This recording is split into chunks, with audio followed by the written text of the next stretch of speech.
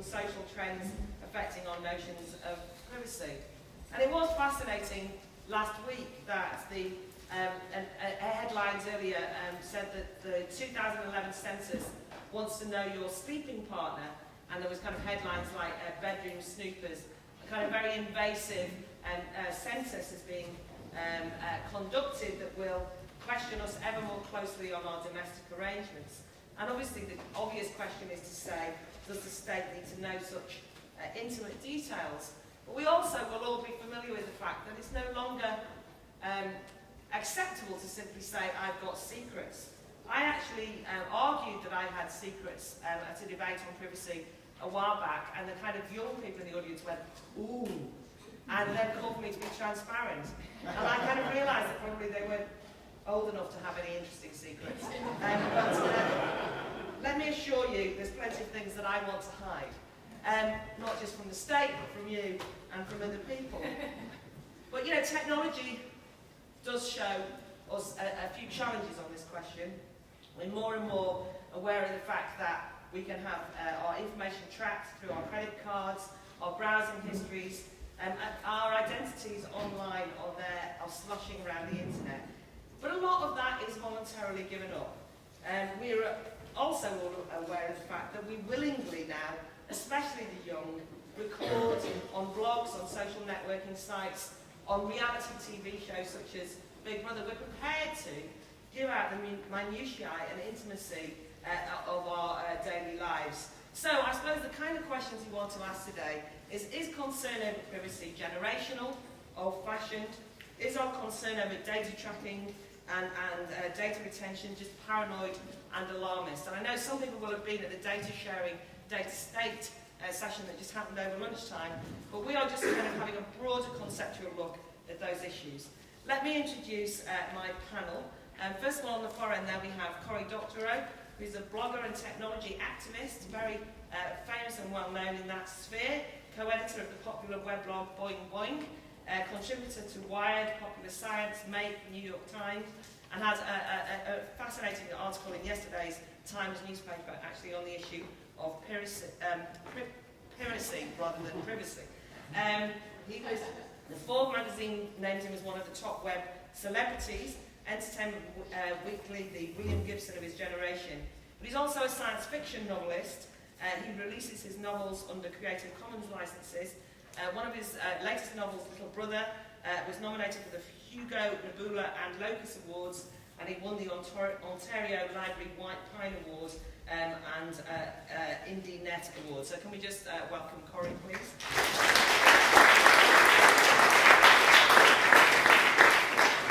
Next up we have Anna Minton, who's a writer and journalist, and author of the acclaimed book, which I'm glad has received a lot of interest, Ground Control, Fear and Happiness in the 21st Century City. And that book emerged from a series of 3 agenda-setting reports, 2 of which I think pertain in terms of the cultural issues on the table today. The first focused on gated communities, and the third on what kind of world we are building, investigating the growing privatisation of public space. And Anna is particularly interested in issues around trust and so on. She's the winner of 5 National Journalism Awards, author of the Joseph Browntree's Viewpoint on Fear and Mistrust, and is a member of the Writers' Panel for CABE, the Commission for Architecture and the Built Environment. Welcome, Anna. Can we give her a Next up is Peter Barron. Peter is Google's Director of Communication and Public Affairs for North and Central Europe. He was previously the editor of BBC Two's Newsnight and worked on TV news and current affairs for nearly 20 years. He was the advisory chair for the 2007 Edinburgh International TV Festival. If you work in the media, you'll know that's the event of the year.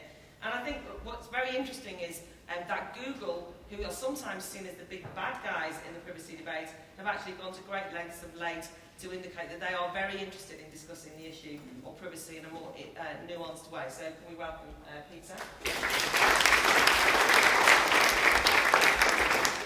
And finally, Dr. Norman Lewis.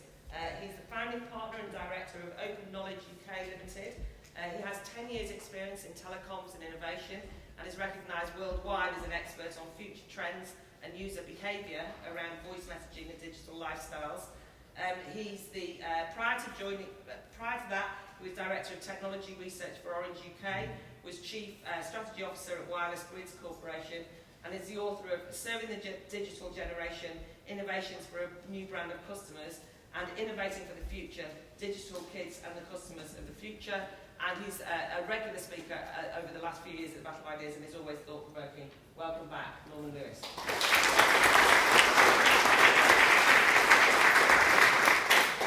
Right, our speakers have 5 to 7 minutes. I have a stopwatch. I'm very strict. They kind of kick the debate around up here. We have a bit of a kick around amongst the panel, and then, as you all know, it's open season. Out to you, Cory. Thank you. So I want to start with talking about a little microcosm about privacy, and then talk a little more about some macrocosmic issues. So in the microcosm, I recently confronted a very curious circumstance. That's the circumstance in which people who you fundamentally disagree with take up your side. And in this case, it was the MI5 coming out against Lord Mandelson's proposal to disconnect people from the internet if anyone who they live with has been accused without a trial of copyright infringement. So you would lose access to the internet if someone in your house was accused of copyright infringement.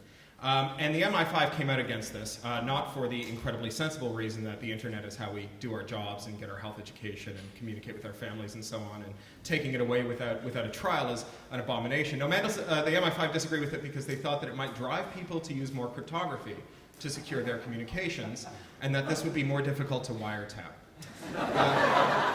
So I wanted to microcosmically talk a little about what cryptography tools do when you use them routinely. What they do is they protect you from any number of dangers that the MI5 are meant to be protecting you from. They protect you from, pecksniffs and curtain twitching neighbors. They protect you from blackmailers. They protect you from marketing creeps who want to follow you around and try to sell you junk.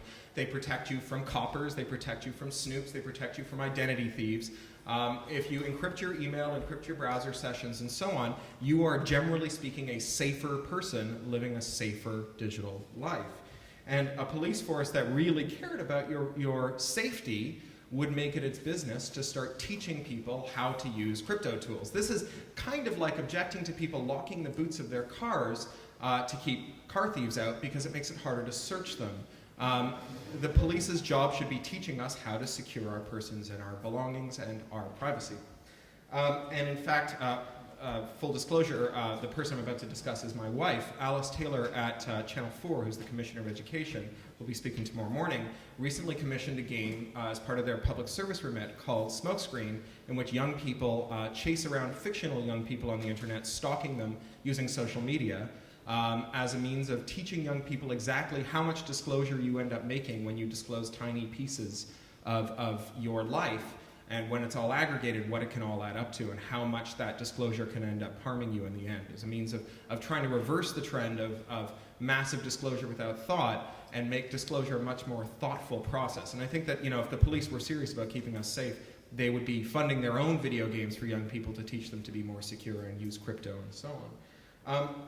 So that's the microcosm. The macrocosm is really about privacy and secrecy. And Claire, when you said that you have some secrets, I warrant that actually the majority of the things that you would like to keep private aren't in fact secret at all.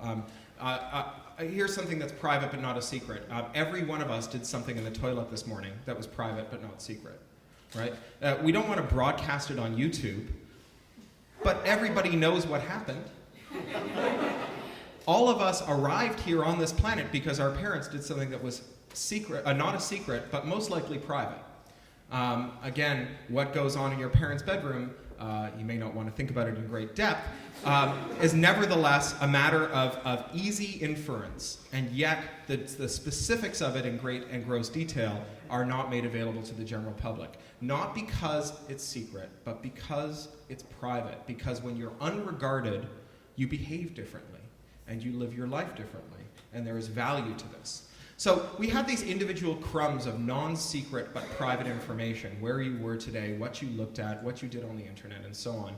These crumbs, I like to think of them around a metaphor of nuclear material, because I come from Ontario in Canada, where a great deal of the world's nuclear material has come from, and I was anti-nuclear campaigner, and so I know a lot about this subject. So uranium, when you take it out of the ground, is actually not that bad. You can buy it on Amazon for your science fair experiments.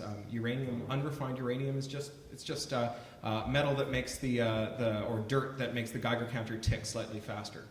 Once you turn it into plutonium, it's the most toxic substance known to humanity. It has a half-life of hundreds of thousands of years. It will never be safe again. We can never get rid of it, and there is no amount of it so small that it won't kill you if it gets in your lungs. So this is what happens when you take something that's relatively innocuous and concentrate it. It becomes pluripotent, it becomes immortal, and it becomes instantaneously toxic. And that's what happens when we gather huge amounts of personal information in one place. And there's not really any way around this. The internet never forgets interesting things. So Paris Hilton's genitals will stalk the internet forever. They are immortal.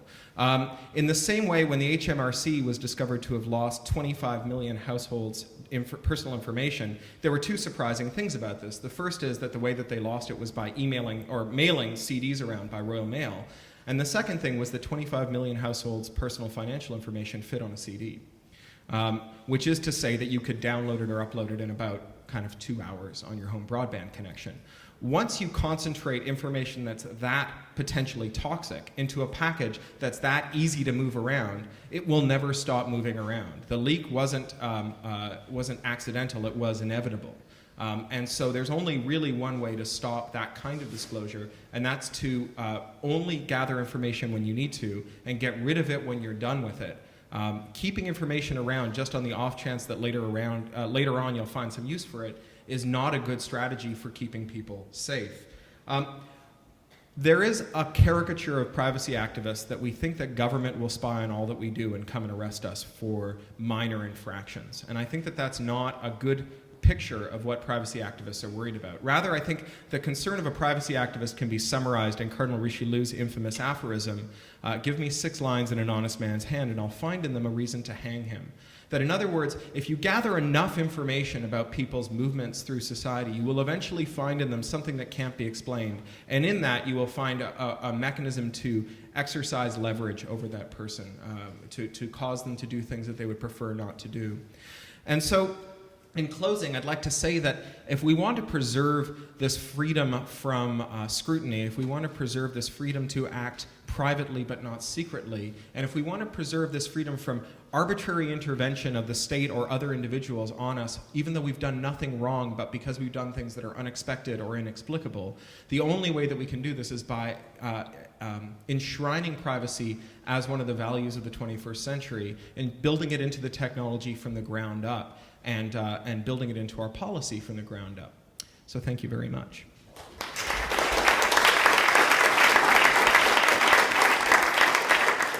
Cheers, Cory. I'm perfect timing, I'll say. Okay, Anna. Yeah, I'm going to talk about this from a slightly different angle and look at privacy more as, well, the growth of private security, really, I'm going to be talking about as something to be feared rather than as something to be welcomed, because I'm very much looking at the focus on the growing security in our physical and urban environment.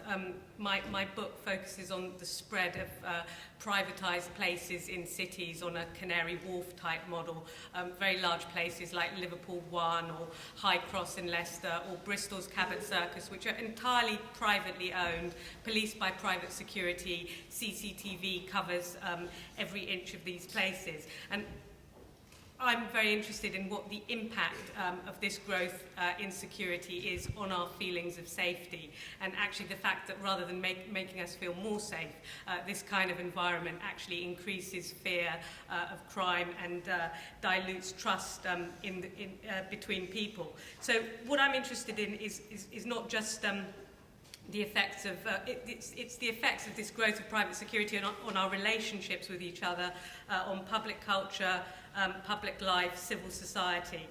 So what does this environment look like? Well, one of the photograph that actually came with the brochure, I think, has got a little CCTV car on it.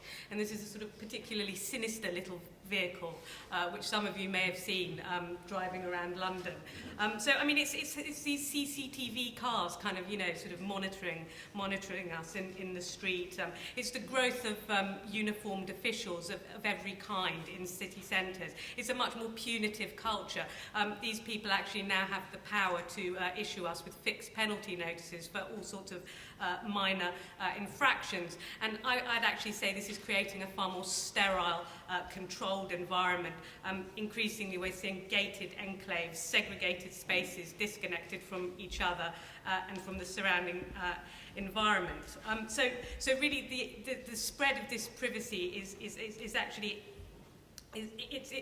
There's some contradictory trends here. We're talking about intrusions to privacy, but I'm talking about the sort of extreme sort of retreat into private lives. But it's got the same impact, which is lack of trust. And the argument always put forward for the extension of these intrusions is that if you've done nothing wrong, you've got nothing to fear. But I think this is a very flawed argument. I mean, it creates a very different culture, where we have to check and monitor things all the time. Tom Paine said, suspicion is the companion of all mean men and the bane of a good society. So we're undermining civil society. What I'm particularly interested in is that the lack of trust that comes with this growth in security everywhere correlates with fear and with fear of crime, which doesn't correlate with actual crime figures, but with this lack of trust. And this is a huge problem in Britain.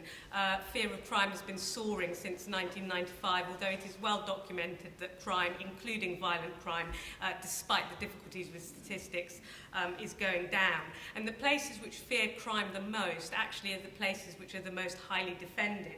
Cities like Liverpool, you come out of the station in Liverpool, Lime Street, and there's private security everywhere. You get in a cab. Even the cabs have CCTV in Liverpool. And in outlying areas of Liverpool, we've now introduced drones, which are the unmanned spy planes used in Iraq, which have been modified for domestic purposes. So this spread of security, which is hand in hand with innovations in technology, is really getting quite extreme. And the whole rationale of it is that this is actually going to make us feel safer. And of course it doesn't. It just reinforces feelings of ever-present danger. And that's the paradox of the security industry, which is a hugely, exponentially growing industry. The paradox is that the more security you have, the safer you should feel, and the less need there will be for this security. But security doesn't actually work like that, and the security industry certainly doesn't promote itself like that.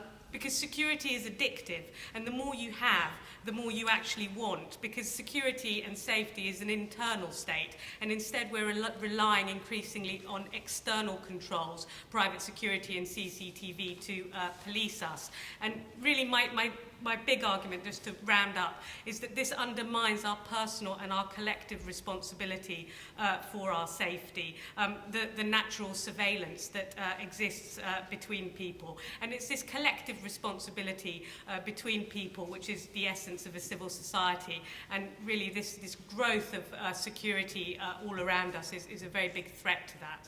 Okay, thank you.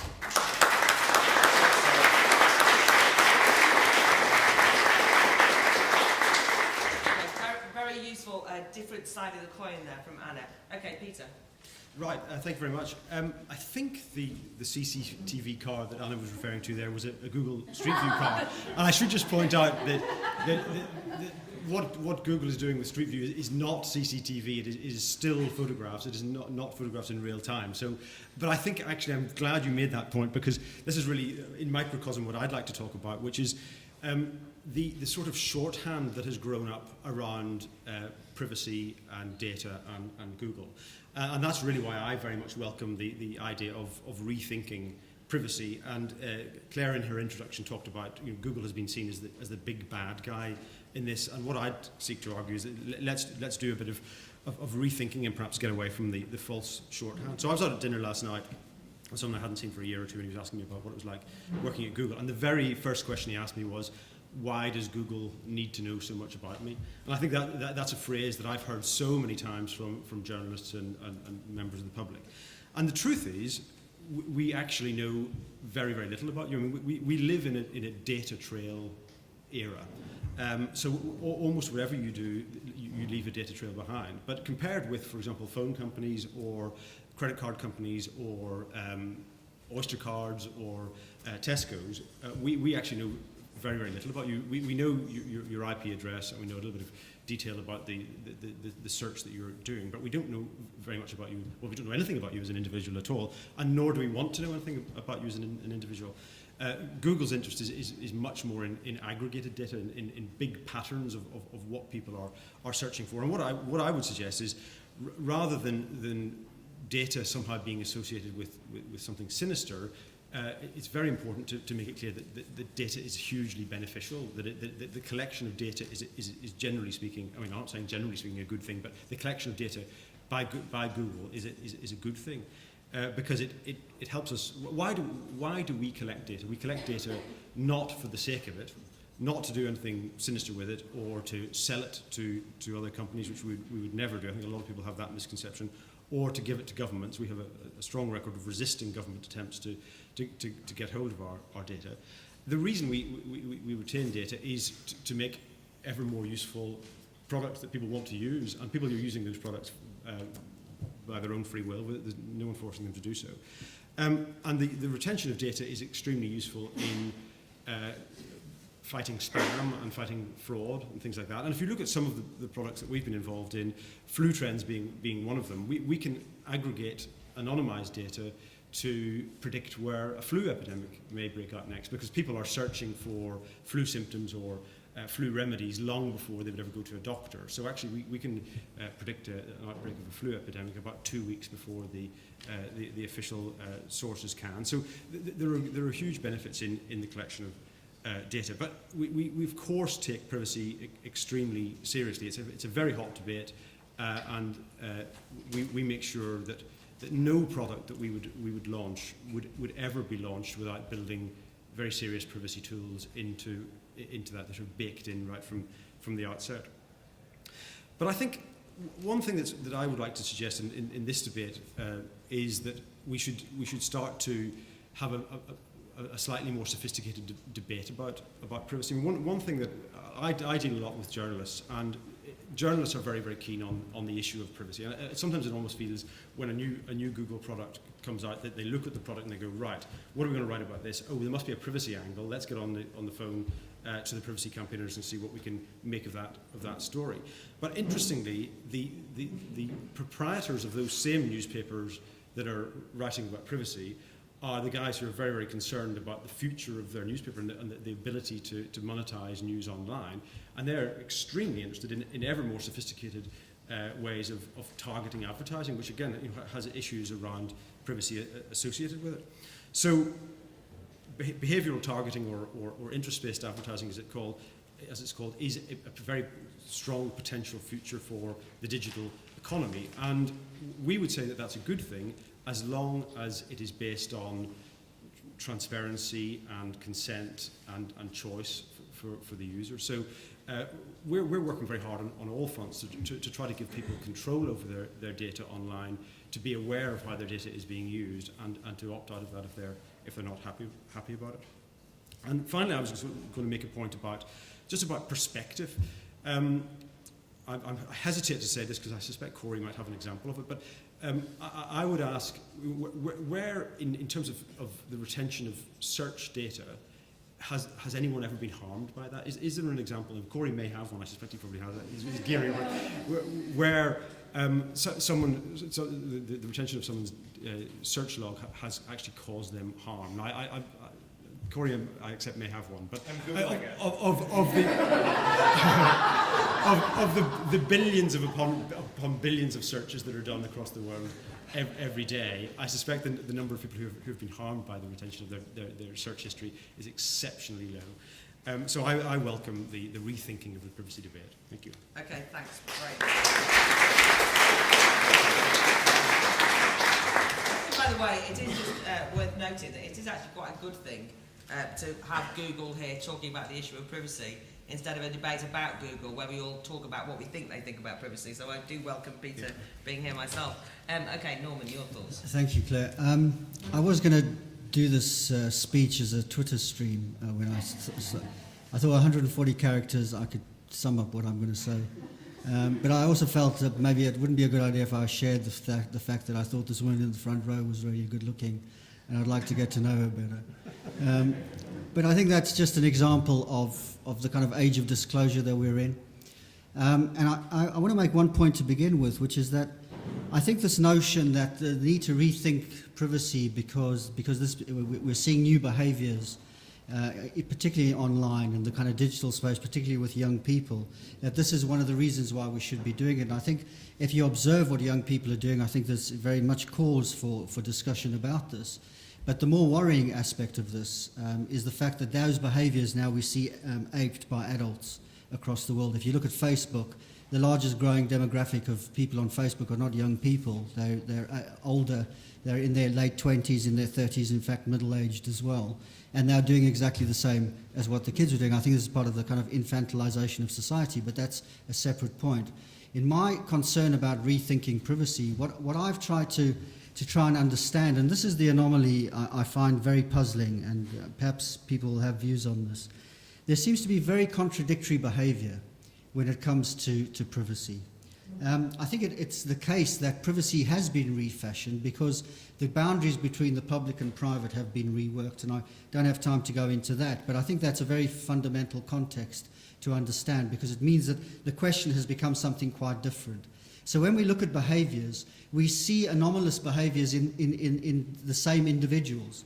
So for example, we'll have people who'll be quite willing to share their innermost thoughts and personal details on Facebook or any social network, but at the same time they're very, very concerned about data protection and about what Google might be doing with some of their data. We see this, especially when it comes to security, we see that people that, for example, who think that privacy is a right, the right to be left alone, a very fundamental right as far as freedom and and democracy in the society that we live in, at the same time will accept that the state should have the right to, for example, put cameras up all over the city, track us wherever we go, get access to data about us in the name of fighting terrorism or fighting crime. So even people that uphold the principle of privacy accept that there has to be some kind of a trade-off between upholding that principle and having security. And I think it's the notion of a trade-off that I really want to just concentrate on because I think this really needs to be examined in some detail because there's some very concerning underpinnings and perhaps we'll throw some new light on how this debate could go forward. To put it simply, it seems to me that what happens is, depending on who people are interacting with, the levels of privacy or concern will be up or down. So there's no contradiction, for example, in the fact that when people are on social networks like Facebook, when they are sharing information with people that they trust, that there's a trust relationship with those individuals, that privacy in those circumstances seems to be very, very insignificant. They are prepared to share their most innermost thoughts, they're prepared to share pictures, everything about their lives, and they'll put it out there, and they'll do it in that kind of a way. But when it comes, for example, to dealing with the state, or to do with medical records or data that's being gathered about them via national security or anything like that, where their relationship to the state or the institution is such that they don't have that level of control or trust in that relationship. It seems to me in those circumstances people are very concerned about privacy. That's when privacy really rises to the top. So my fundamental point is that for us to rethink privacy, I think what we need to bring into this is to think about trust and talk about trust relations in society at a much more significant level for us to understand what's going on. And the key point is that there's a difference between the interpersonal relationships that we have, relationships with people and relations with institutions or companies, whether it's Google or anybody else. Because when it comes to companies, I don't think you can talk, or the state or institutions, I don't think we can really talk about trust. Because trust is something very, very special, and that's why I think we need to examine trust. Trust is something that is very rarely gained. Trust is when in a relationship there is no expectation of reciprocity. In other words, you do not expect something in return by giving your trust to somebody. It's a very, very rare thing, and it's based upon you as an autonomous individual and recognizing the free will of others, which means that you are prepared to interact with people and let them act back in ways that you are not expecting them. There's no reciprocity. When it comes to an institution, we don't have trust. We either have confidence or a lack of confidence in that institution delivering what it should be delivering. And that's a very fundamental difference, because if we look at it through that prism, then we can begin to understand something. And I think a very fundamental insight, which is this, that when people are concerned about privacy or how they might behave, is no longer based upon what their concept of privacy might be prior to entering into that relationship. What will determine more likely than any kind of preconceived notion of privacy is whether they have trust or a confidence or lack of confidence in the process of what they might be interacting with. And I think that tells me something very fundamental. It means that privacy cannot be reduced down to legislation. Do we have protections? Cannot be reduced down to technological solutions that will allow us to get access to our data, or any of those kind of privacy policies that we're supposed to be looking at when we're visiting websites and all of that. It's not about technological, legal, or any kind of fixes. It's a much broader social, and I would argue political, a question that needs to be addressed if we are going to, for example, realize the potential, and I'm very much in favor of what Google are doing, and what I see as the potential of what we could do with this data, and how this could become a much richer environment for the development of much richer applications and services that solve problems for us in the future. And I feel that if we don't have this kind of debate and understand these issues, then we're going to lose a lot, because ultimately privacy and the opponents of the concerns of privacy are actually going to act as a real barrier to future innovation, and that's my biggest concern.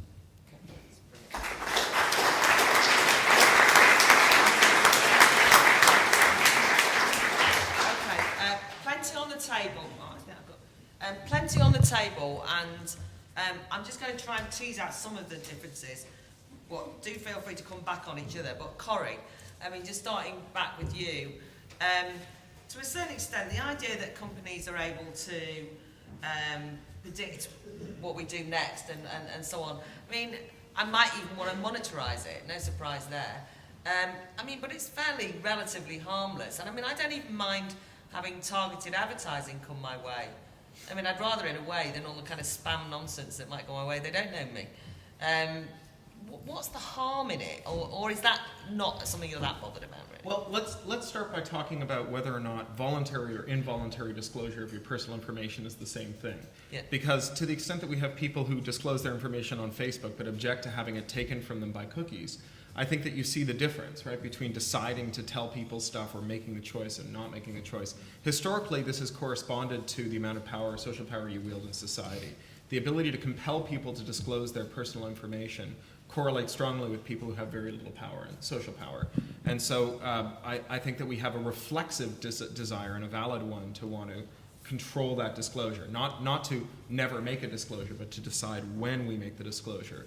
The question of what harms can arise in the event of a disclosure of your personal information or your search history is one that we don't have a lot of facts on the ground on, because there haven't been many of these disclosures. But the one very famous one, of course, is the AOL disclosure, where they theoretically had anonymized a bunch of queries that they then released into the public domain. It turned out that anonymization is very difficult to do. It's a very subtle question, and much of that information was traced back. Among the queries that they disclosed: how to tell your family you're a victim of incest, surgical help for depression, how to kill your wife, men that use emotional and physical abandonment to control their partner, suicide by national gas, how to make someone hurt for the pain they cause someone else, revenge for a cheating spouse, will I be extradited from New York to Florida on a DUI charge, and my baby's father physically abuses me, right? So would it harm you if those queries were broadcast to the world?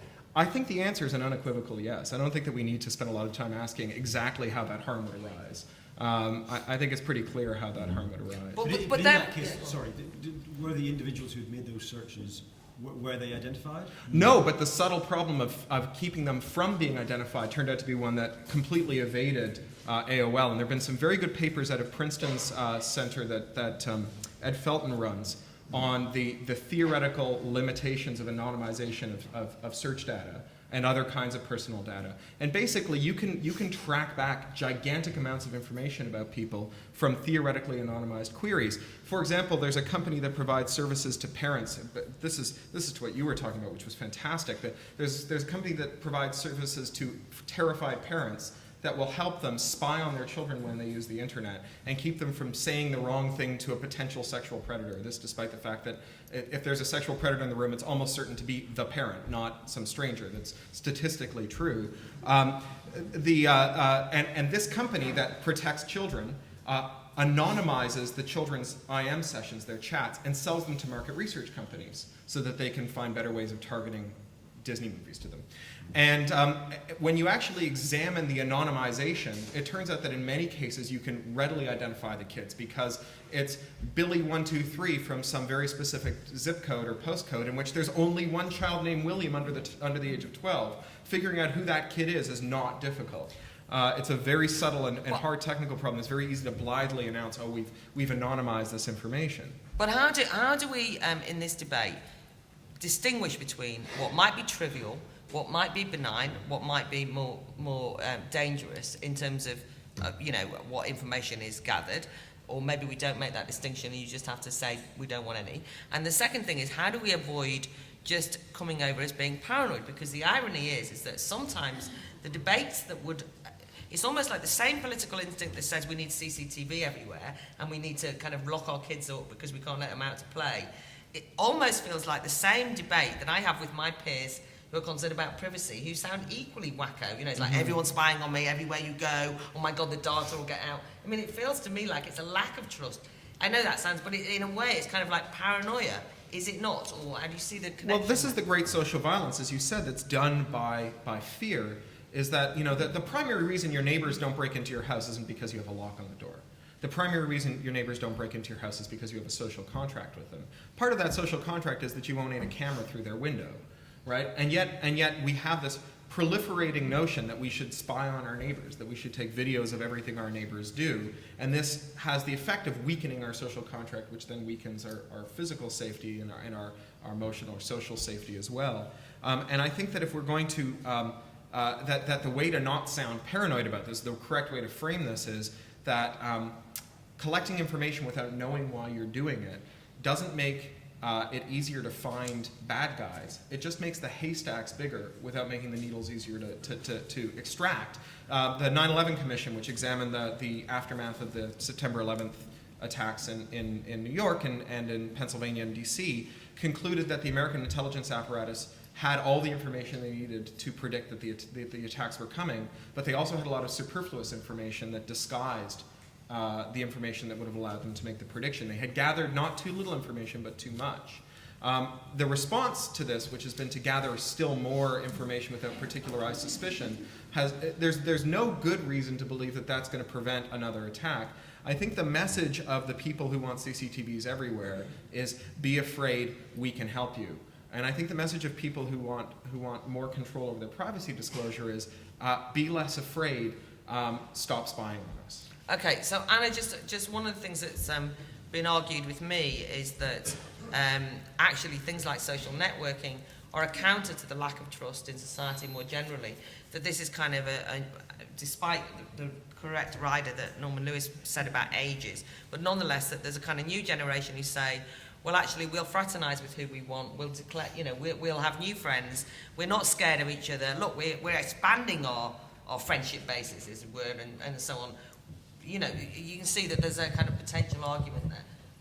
Well, yeah, I mean, I think it's a different type of public forum, not wanting to use the word public, too much in the context of the discussion, but it's a contemporary type of public forum where people feel safe enough to sort of disclose all types of information. But just to pick up on your point about targeted advertising, I mean, I don't know, it's not just that I'm a bit of a contrarian when Amazon suggests what books I might like to buy. If Amazon suggests that I might like to buy it, I actually don't really want to buy it because I want to sort of choose what books I buy for myself. But I talk a lot about public spaces becoming increasingly controlled and increasingly managed, and how, it's a much more healthy environment, one which creates spaces for wandering around and browsing and choosing what you'd like to do, rather than having this very sort of micromanaged environment. And I see this targeted advertising as the sort of micromanaging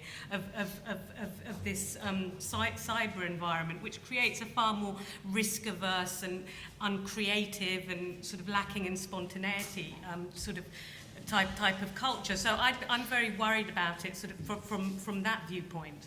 Yeah, I suppose one of the things that's very difficult though for all of you, but just Peter, apart from anything else with your ex-journalist hat on, is one of the things that's absolutely happened now is that you cannot be a public figure without having your privacy invaded. As we know, if you're Andrew Marr, you can ask very intrusive questions of the Prime Minister.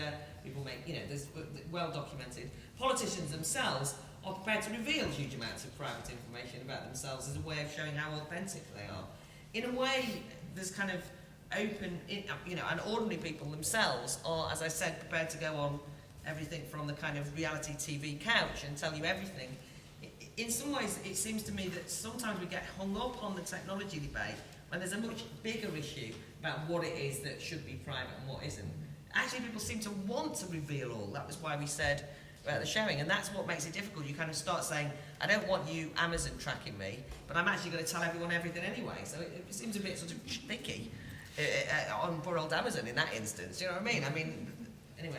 Yeah, I think the biggest problem in all of this is bundling these issues of privacy all together, because there are different strands. Cory was talking about the voluntary and involuntary. So, voluntary is sort of the Facebook thing. Involuntary is your dealings with all the companies who hold your data. And then, of course, there's the whole separate area of government and CCTV and intrusion and so on. And I think we at Google, we would have a huge amount of sympathy for the arguments that both Cory and Anna are making there on the intrusion into personal liberty and privacy from the government's point of view.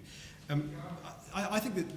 I think the big danger is that we get into a rather similar situation that we had with the GM foods debate. And I make no judgment at all about which side of the GM foods debate I fall on. But what definitely happened in that debate was that the term GM food and Frankenstein food got bound up together into a shorthand, and basically that scuppered the entire project. Now, it may have been a good project, it may have been a bad project. I'm not making any judgment on that, but because very, very simple shorthand became associated with GM foods, that project was over.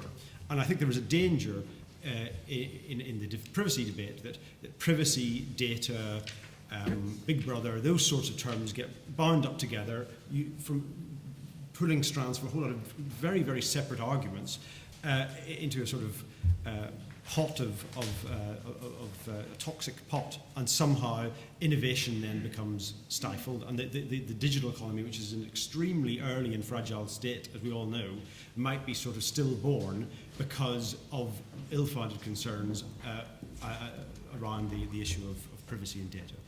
Well, the only thing I would say though is I'm part of an advisory group who are looking at how, I don't know why they've asked me on actually, but anyway, looking at how for the purposes of social marketing, not Amazon-style marketing, but social marketing, government agencies can use data and searches and so on to find out more about people and to effectively intervene in their lives. These are basically people, kind of nanny state people, who say, we need to be able to intervene ever earlier in people's lives, and as much data as we can get, the better. And they're talking about how they can work with commercial agencies to find out as much about the population as possible.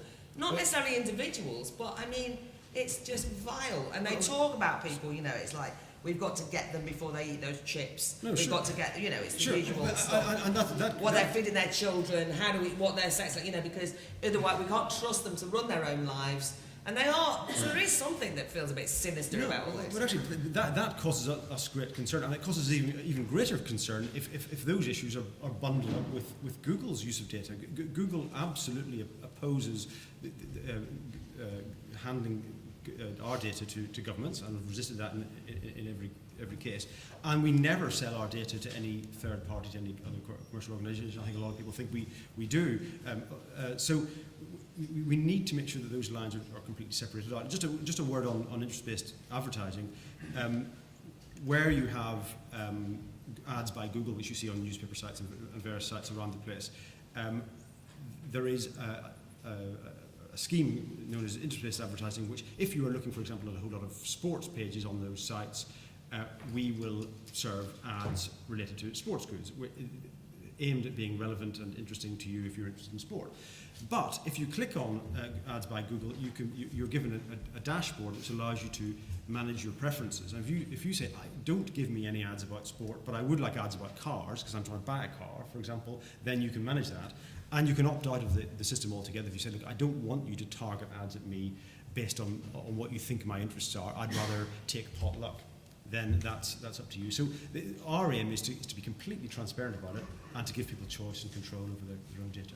Can I just finish to you, Norman? I thought what Anna was saying about the fact that public space is increasingly privatised does seem to me, and the officialdom and so on, does seem to me to be very important in this space, in this debate, I mean. The fact that now officials can fine you on the spot for drinking alcohol that you actually bought yourself legally, but you can they can come up and pour it out and just say you're not allowed to do that because we recently designated this. And it's like, what is private, what is public, is increasingly confused. And so I think that in a way the technology debate has got muddled with that, as Peter's implied. But I mean, how do we untangle all this? I mean, that's the thing, is you say we should just trust the technology, but a lot of people use the technology as the basis for arguing that privacy's gone. And that's one of the things, Peter, I think you're in trouble with, not you personally, but these people on this committee I'm on say, well, it doesn't really matter what you think, Claire, because those days of privacy have gone. We now can get all this information. It's only a matter of time before we wear down the old-fashioned privacy types like you, and then we'll have full access. I mean, that's effectively what they say. The technology allows it, and the political argument's lost. So, Norman, any thoughts on? Yeah, well, just quickly, but before I answer that, just to make a point about this point about whether your data is going to come back to haunt you in the future. Yeah, this is not a new problem. We should not get caught up in the technology discussion. This is about data and the fact that we can track data and search and all of that. If you were a socialist in the 30s in New York, or a liberal, and you attended a meeting concerned about what the Nazis were doing in Germany, that wasn't actually a very good move, because when the McCarthy era came around, your behaviour was revisited upon you tenfold. Who knows? This is not a new thing. And in other words, how you dealt with McCarthy was not about data sharing or anything like that. It was a political campaign, and whether there was opposition to that or whatever, which actually answers the question in an oblique way to what you've just argued, because what you've just asked, because the point I'm trying to make about the reworking of privacy as this kind of trade-off concept is that I think the fundamental principle of privacy as a freedom, as a right, as a political right, has been eroded. And that's why, the people who, God knows why they invited you to join that committee, are right. There is little restraint on what they can do. And the thing that bothers me about that is that once you don't have these kind of universal principles which govern public and private, and what the need for both and the protections of both, what is it replaced with? It's replaced by an arbitrary, subjective measure which is no longer based upon any kind of universally accepted rules or principles. And what you have there, I think, is you have the danger of what I would call the kind of tyranny of judgment, and whose judgment suffices. In other words, I'm walking down the street, I see a woman shaking her child, and I think to myself, oh, well, what's going on there? Should she be doing that? If she's doing this in public, what is she doing at home? Should I call the police? Should I call social services? And so basically what we have here, when we move away from that kind of principle, is that a breakdown of social solidarity, and therefore the one thing that we really do need to ensure privacy, the right to be left alone, and that's an active, autonomous public who will defend that against state. The relationship between, on the one hand, the mistrust towards big companies, and on the other hand, the question of privacy. Because a friend of mine is very strongly opposed to any company collecting his data. On the same time, he shares every move he makes with his 500 so-called friends on Facebook.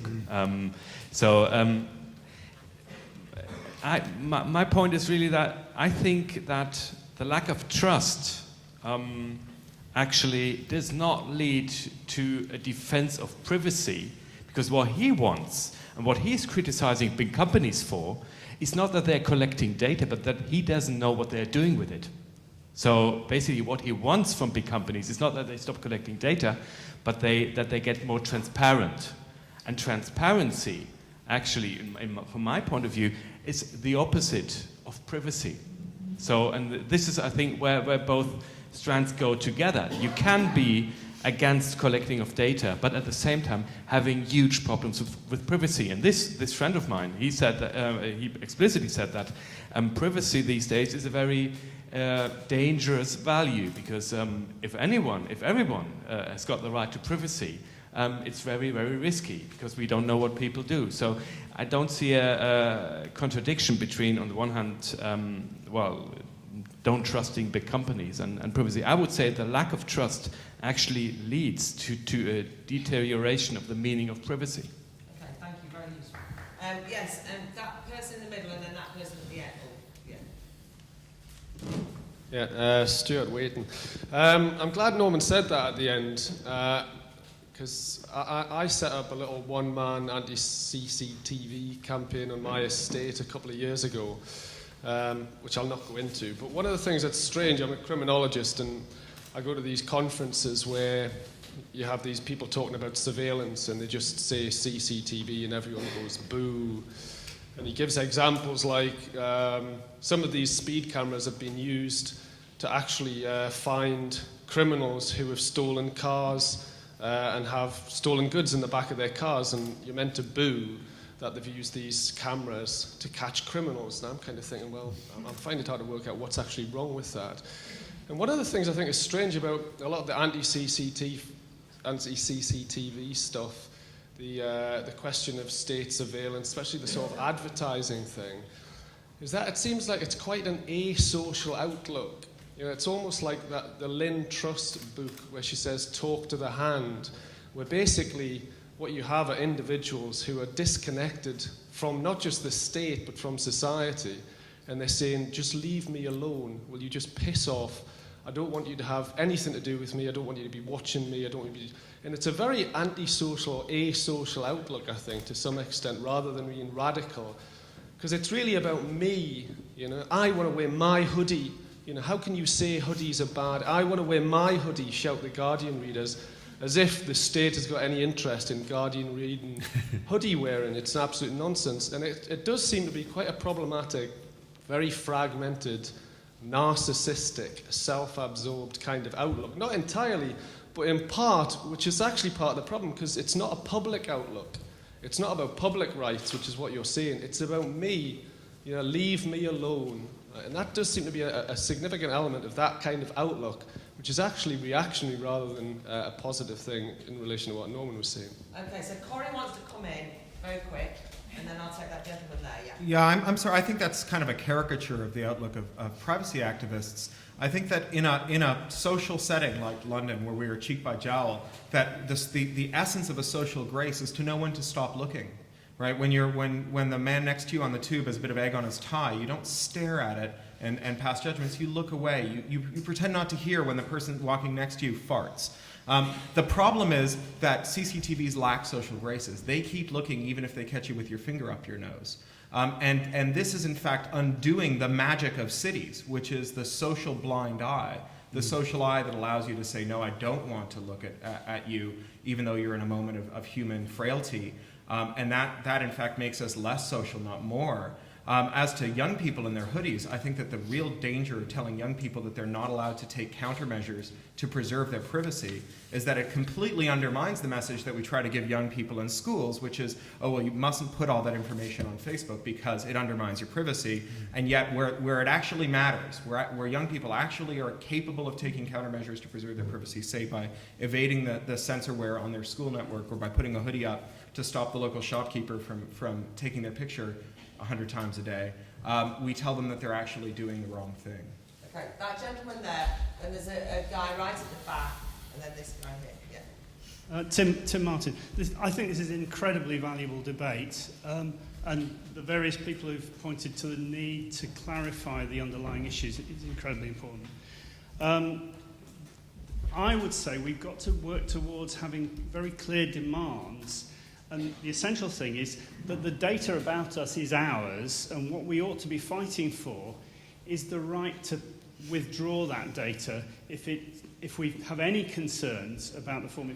And the example I would cite is, it comes from Edwin Black's IBM and the Holocaust, which so few people realise that the Holocaust was organised using the Hollerith punch card system. You know, the victims of the Holocaust weren't dead until their cards were returned to Berlin, you know, and certified as such. And the thoroughness with which that was done, a system designed in America for the American census with racial recording, built into the system, you know, by IBM's system designers, enabled the Nazis on the occupation of the various occupied countries, Poland, the Netherlands, to actually conduct a census which would then allow them to pick and choose the people they wanted. Now, you know, there are contentious changes being offered to our census here in Britain. We don't suffer the same dangers, but the very fact that we have no right to say whether that data remains on the system.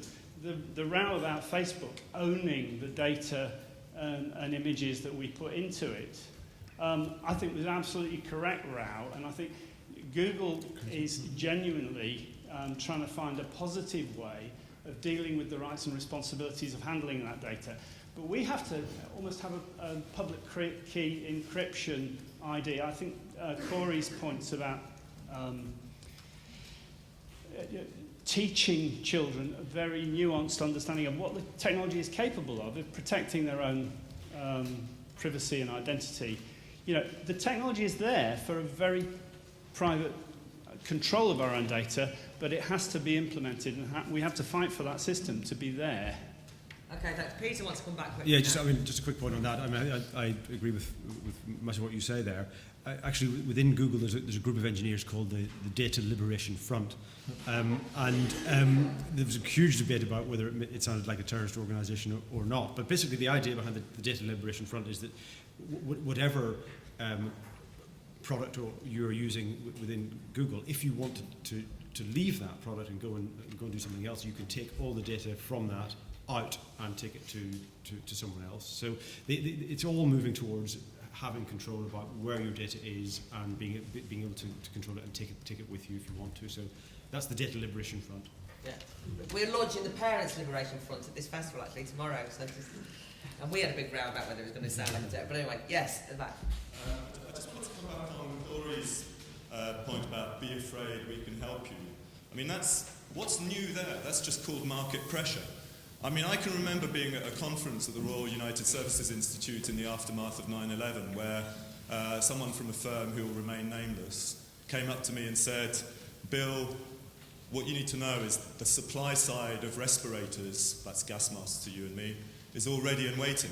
And he went on to say, I just need something to stimulate the demand.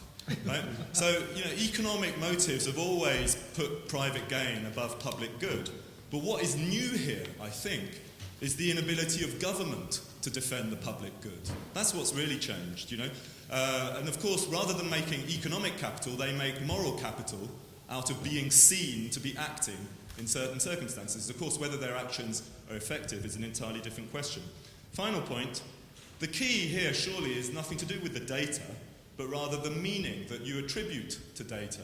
So for instance, somebody can say that Dr. Bill Derodi, that's me, when he was young called himself a Marxist, shock horror, but so what? What does it mean? What does it mean now? Am I still a Marxist? Am I plotting the dictatorship of the proletariat and the overthrow of the British state?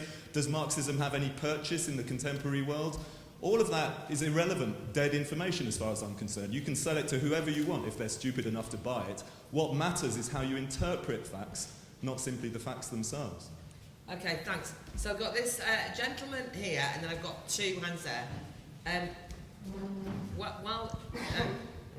Right. I meant you, but yeah. So this is Sean Bell, who wrote an excellent battle in print to accompany this session. If you haven't read it, read it afterwards from the Brighton Salon. There you go. I come from an extremely controlled little town on the south coast, and it just recently announced that it had 50 more cameras, I believe it was, on Brighton Station. 50 more. They're already bristling the place.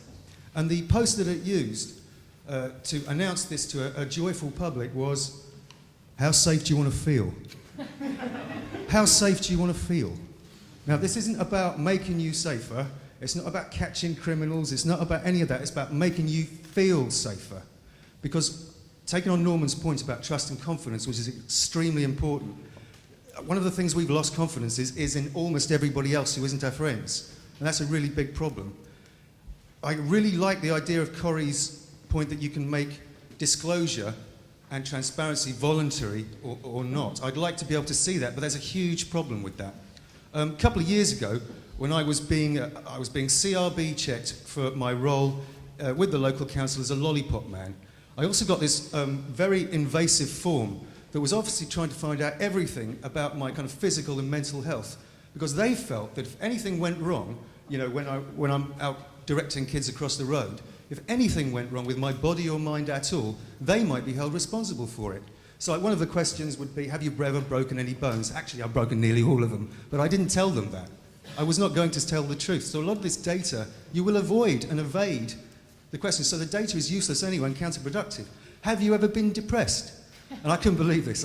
So I wrote on the form, I greet every day with a song in my heart and a sunny disposition. Which, if you know me, you know that's really not true. Thank you. Anyone quick on the panel, and then any quick points on the panel, and then I'm going to just take a load of points from out there. I'll pass then. Well, I'll just make a really quick point about CCTV and feeling safe. And I mean, the really shocking thing about CCTV is that there's so little empirical evidence about how CCTV actually does make you feel. CCTV doesn't make you feel safe. It actually makes you feel more scared. And the only evidence I can find on this, it's been carried out by the Home Office, one study, it's the only evidence at all about the efficacy of CCTV, which is really shocking when you think that 2/3 of the Home Office budget on crime prevention goes into CCTV, but this particular Scottish Office study basically found that in this one part of Glasgow, after the introduction of CCTV, people did not feel safer. And not only that, crime actually went up. But the problem is that asked beforehand, do you think you will feel safer? Do you want it? Everyone said yes, but they didn't actually feel safer. And I will take my spot then, just to add that if we expect people to be secure, the way that we make them secure is by giving them good information about security. If we say, well, it doesn't help your security, but it makes you feel better, by definition, you're impairing or undermining their ability to make good choices in order to make themselves more secure. Norman? Following on from that, I think the principle that has to be insisted upon is the principle of informed consent. In other words, that if a company or the state or anybody is going to collect data, there has to be informed consent on the part of individuals as to what that information is, how it's going to be used, where it's going to be used, and that you consent to that being the case. And I think that is the only defense I would put forward, because what I mean by informed consent is that you are knowledgeable about what that system is, what it's doing, what it's designed to do, how it can be used, how it cannot be used. In other words, there's an active process of engagement in that situation. It's not a passive thing that just this happens involuntarily. So I think informed consent is a principle that we've really got to uphold. Yeah, I mean, my point would be that in all these different debates, there are matters of degree. Some people will want to go completely off-grid and not have any data on them held, and that's their choice, and that's absolutely fine. And other people will be completely happy with CCTVs on every wall. But I suspect most of us fall somewhere in between. So, for example, with Oyster cards, when Oyster cards first came out, I was deeply suspicious of them and went, why would I want the police to know exactly where I'd travelled on the tube?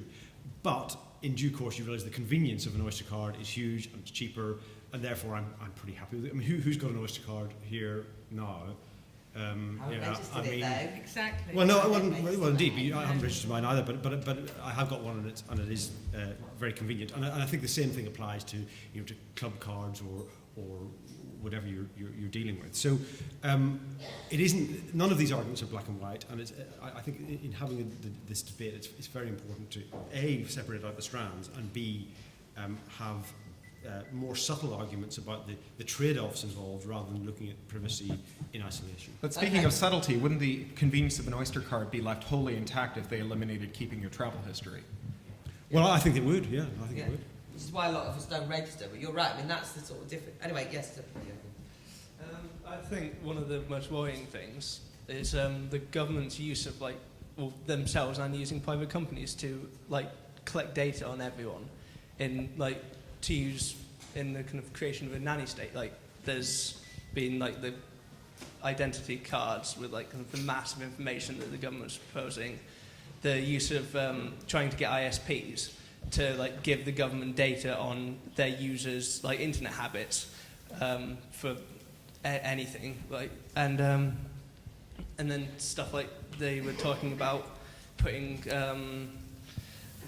microphones on lampposts to supposedly listen out for terrorists, which, besides being a slightly stupid idea, is, I think, more just to kind of spy on general people. Okay, thank you. There's a gentleman there behind with hats on, yeah? Did you have your hand up? Yeah, you. I'm just kind of trying to get back fast. Yeah. Just on the principle of informed consent. Can you stand up, please, and just sort of shout a bit?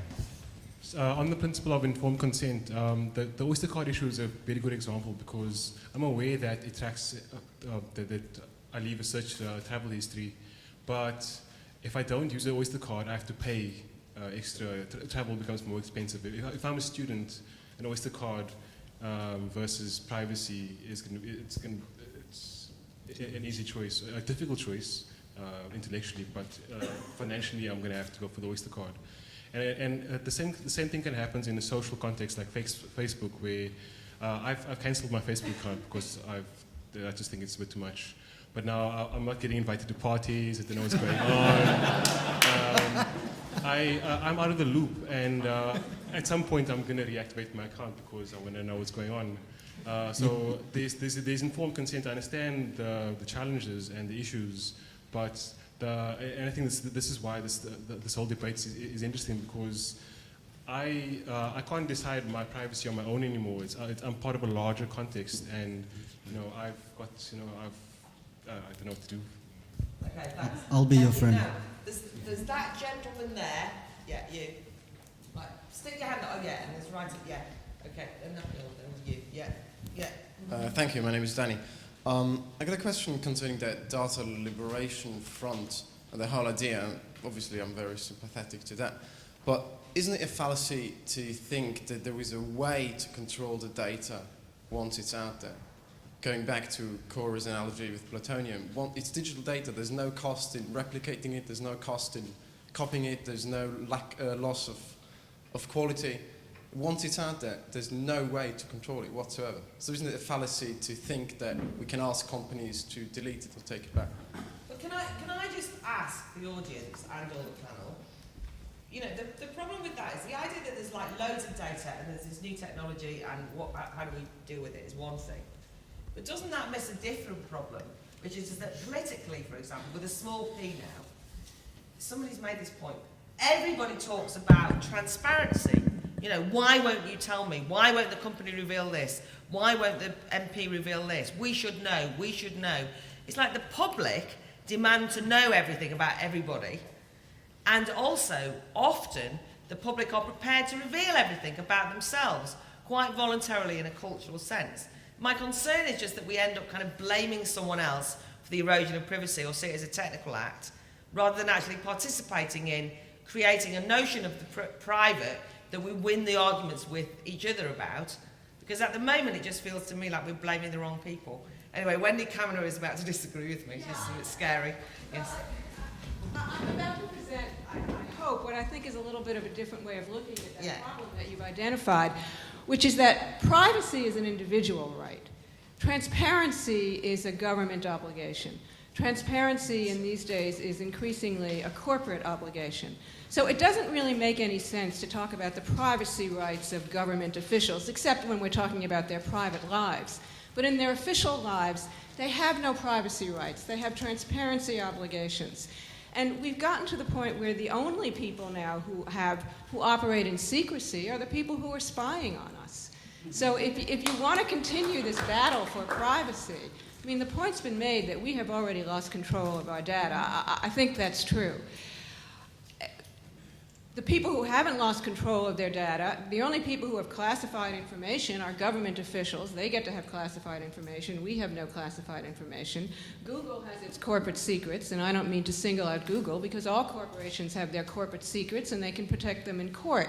And so I think the battle, in a way, has to shift to demands for transparency, not from individuals, but from government agencies and from corporations that have all this data that they are using and accessing in ways that we don't know. We at least need to tell us what they're doing with the data, and when it comes to government, we need to limit their increasingly expansive power to spy on us. And you know, as a final note, I would suggest that it might be a good idea to rename this panel from Rethinking Privacy to Rethinking Paranoia. Okay, thanks. Now, there's a person right at the back. Yeah, sure. Yes, you carry on. Yeah. I'd just like to say that I think that the trust issue is a really relevant one, and I think it's far more relevant that's actually been brought up in some of the questions that have been made today. And perhaps part of the problem with privacy is how this sort of cyberspace asocializes us. That's why we shout out loud, because nobody pays attention to us anymore. So we feel that we need to document our whole lives because we actually don't feel it's important to ourselves or anybody else. And I just would like to say that trust should be considered more. And things like this are great because we're socializing, guys. Okay, thank you. Yes, yeah, sure. I'd like to agree with the gentleman a few rows in front who said that there was something narcissistic about the obsession with privacy. And I'm not quite sure what planet Cory is on up there. I'll give you an example of the use of CCTV. A few months ago, I had a laptop stolen in my university library, and there was CCTV in there. I don't mind how many cameras there are in there, you know. What I do care about is the use that's made of them, because actually the rules are that the privacy of the thief comes over the rights of the owner. In other words, I'm not allowed to have a look and to sort of identify my own property, because that would in some way break his privacy rights. Now, that's the sort of example where you can have the cameras actually in there, but the use of them, because of the obsession with privacy, actually means that they can't actually be used for the fighting of crime that they're there for in the first place. So when I hear you talking about cameras sort of seeing if you're picking your nose, I don't care. You can watch me pick my nose if you want to, on as many cameras as you like. What I want to know is that there is someone actually watching in the cameras and making use of it. Okay, thank you. How many CCTVs do you have in your house? Yeah, okay, that's a rhetorical question. Right, who else wants to speak? You've only got a few more minutes. Who else wants to speak? We've got, yes, this lady right, everyone's gone quiet now. There was loads of times before. This lady right at the front. Yeah. Got time for a couple more after that, and then the final panel. Yeah. I'd just like to continue on the point of the... you have to speak louder, please. Just continuing on the point of the Oyster card, which I thought...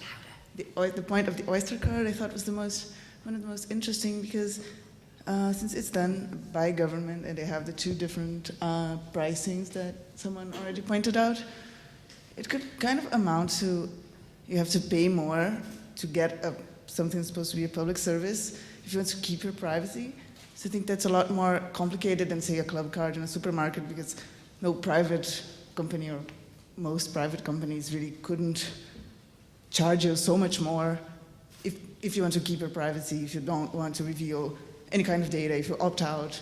Google couldn't keep people out, or they'd probably lose a lot of people if they charge them for opting out, which is basically what can be done with public transportation.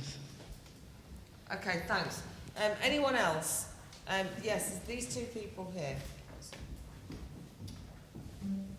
Hi there. I don't think enough's been made about the point that when we're talking about something like informed consent, the mechanisms for gathering informed consent, presumably, a lot of things are shifting to the internet now. for example, if I want to authorize, say, Google or any other corporation to deal with my data or to activate a service, I get presented with a massive text full of an awful lot of legalese, which I immediately scroll to the bottom of and just click agree. So what I'm not seeing is the informed side of the informed consent. Can I just make a point on that? I mean, there's an interesting point on that. I don't know if you've seen Facebook today have updated their privacy policies precisely to try to address that problem. It is a problem, and by American law, for example, we're obliged to have the huge long tract of legalese as the first thing that hits your eyes. But if you click on the word privacy, for example, on the Google homepage, you go through to videos and much more straightforward information about the privacy policies. But unfortunately, the legalese has to be there as well. Now, what I don't know is how many people know about how easy it is to get at these privacy statements, and also why does the language have to be so convoluted all the time? Well, it has to be convoluted by law, by American law. Okay. But it is also possible to have much more simple, straightforward, user-friendly information as well, and that is prominently placed on the front. I think there's a problem with the law if the law says that the text has to be obfuscated. I think that's generally a criticism of the law. Yes, that lady there. Mine is more of a question to the panel. Perhaps you could address it in your closing statements. But if it's entirely beneficial for the government to kind of make use of this data free-for-all and for companies, who leads any kind of a systemic and structural change in how we deal with data and how we deal with issues of privacy? I know you want to come back, which is fine. Yeah, stand up. Just briefly, I mean, I'm not a great fan of CCTV, but I'm not a fan of CCTV because I think it both reflects and helps encourage the destruction of the public, right? That's my concern. But I do think there's a problem here that when he says there's CCTV in my university and you shout, would you like CCTV in your home? There's a confusion with you. Your home is private space. Public space is not private space, it's public space. And there does seem to be a confusion, and that is the problem I have, is that there's this idea that it's like your home when you're walking in the street. Actually, it's not. It's public space. It's different to private. And if that's confused in people's heads, I think there's it needs to be unpicked a bit.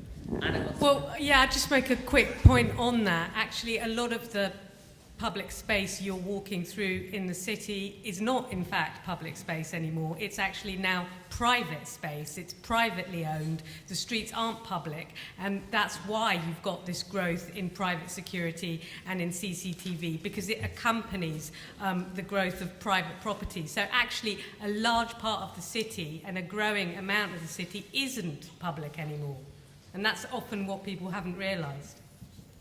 Can I just add to that? Yeah. I'm absolutely amazed that the issue of Street View hasn't come up at all. So I'm going to raise it myself. But second go. Yeah, go. But to further to that point, with Street View, all we're doing is taking photographs in public places, and we don't actually take photographs in private places. So there's been a big issue about Street View and privacy. But yes, what we are doing is taking photographs in public streets, which is what anyone is able to do. Absolutely. Okay. Yeah. Yes. What's on it? Liberty. Right. That gentleman there with his hand up, and then that's the final point. Yeah. Nico MacDonald. There was a discussion of the Oyster card earlier on and how many people haven't registered online, and there are benefits of registering online. I speak not as a TfL representative, but if your card is lost, you can get the credit restored to it, and you can get auto top-up, very useful, I find. So I guess my question is, to what degree are we prepared to give our privacy in order to get kind of benefits and functionality, which is very rarely a discussion in this area. And in the previous session we had on data and the state generally talks about defending us against supposed terrorists rather than the benefits of allowing us to, giving them our data.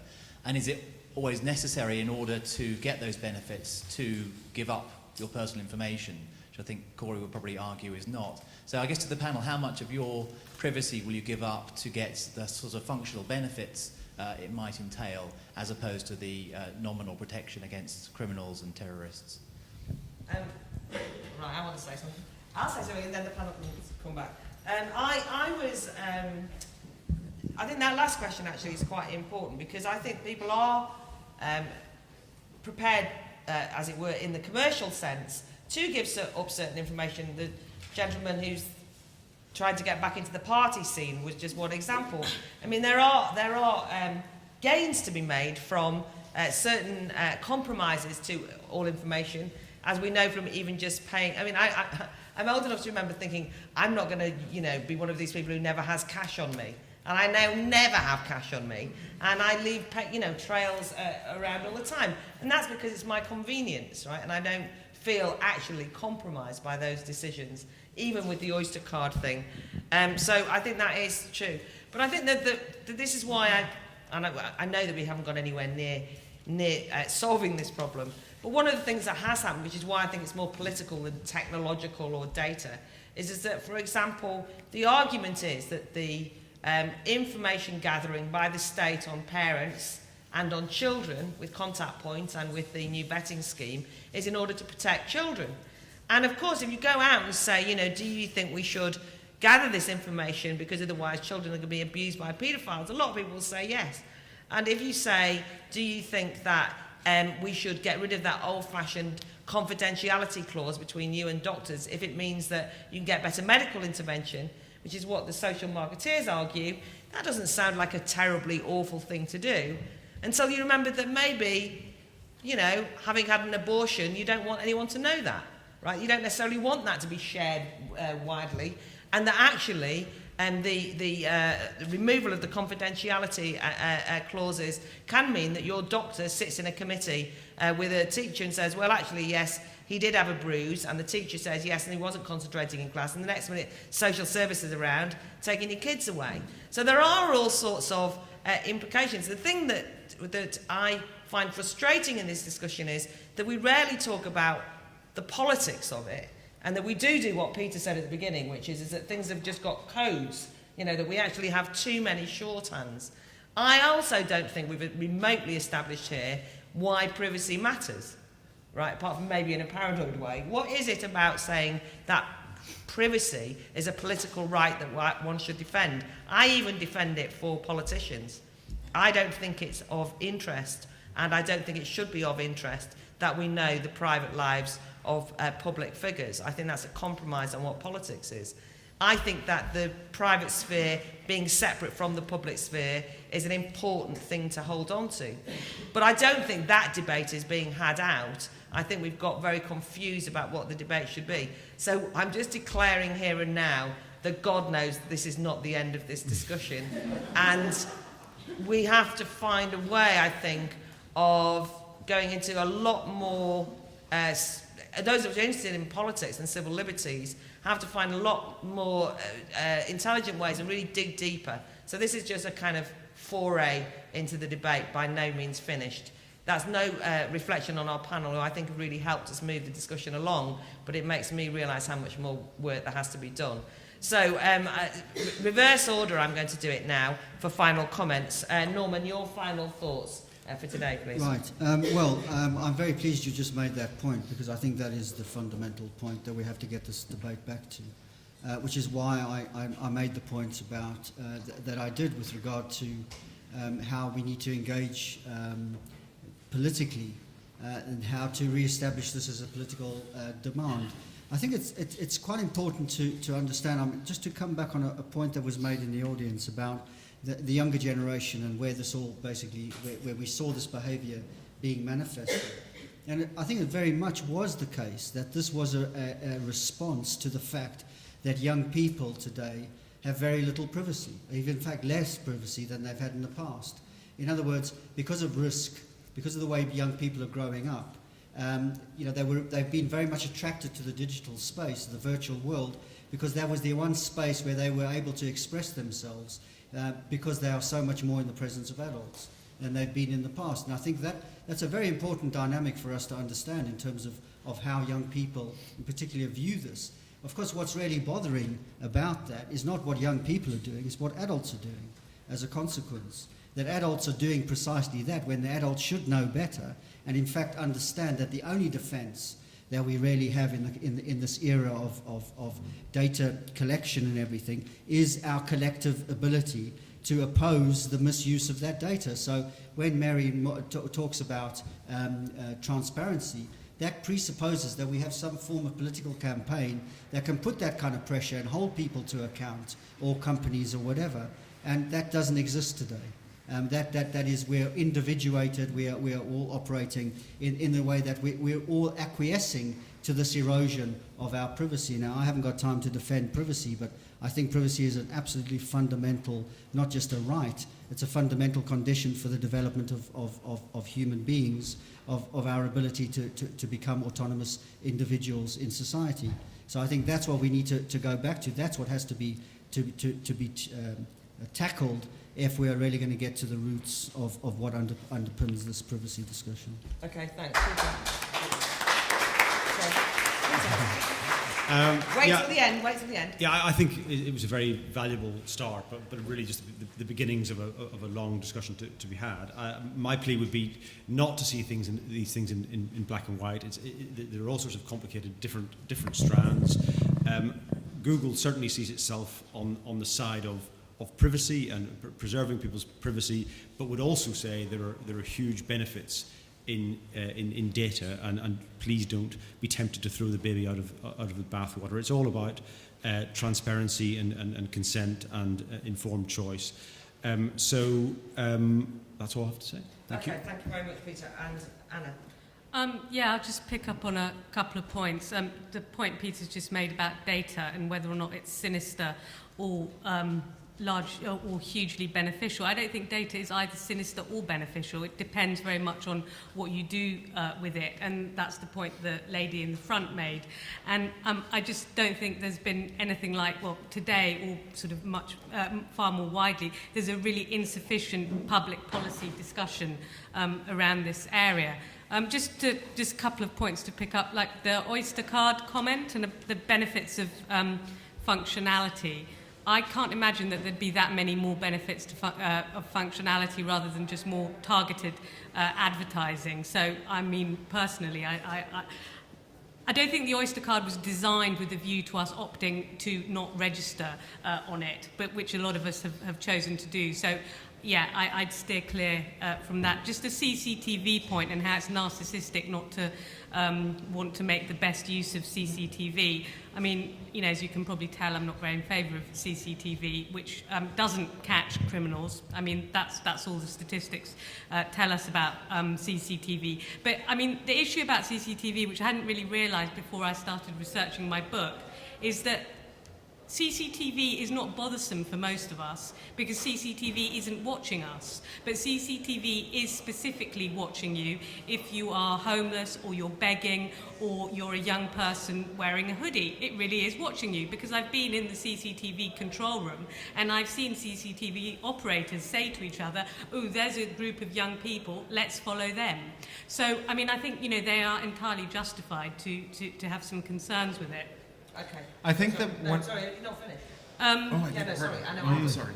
It's okay. I was just going to make a final point saying that I think you were keen to link the trend towards extreme disclosure, reality TV, sharing everything with your friends on Facebook, with the discussion we've been having about intrusions into privacy and and the growth of data collection. And I mean, I think that there are links there, and I don't think we've sort of fully unpicked them.